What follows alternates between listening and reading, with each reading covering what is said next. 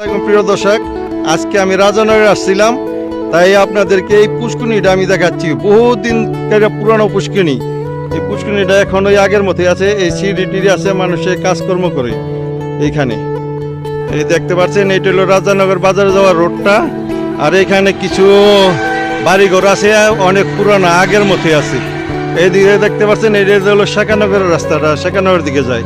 এই যে এটা দেখতে পাচ্ছেন, রাজানগর টেগুরা দুনো পক্ষের আর কি এক অবস্থান। ওই সাইডে, এই সামনের সাইডটা, এই যে যেদিকে ক্যামেরা দিচ্ছে এইদিকে হলো রাজানগর, আর এইদিকে দেখতে পাচ্ছেন এটা হলো টেগুরিয়ার সাইড পড়ছে। এটা হলো গেটটা, এই যে এই দেখতে পাচ্ছেন।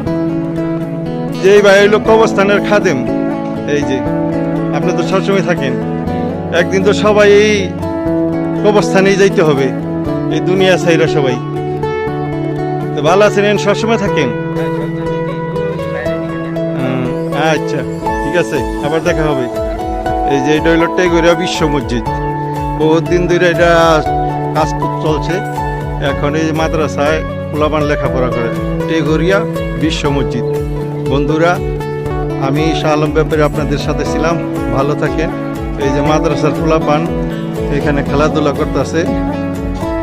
এই যে এই মাদ্রাসার পোলাপান খেলাধুলা করতে। টেগুরিয়া বিশ্ব মসজিদ। লাইক কমেন্ট শেয়ার করবেন ভাই, ধন্যবাদ।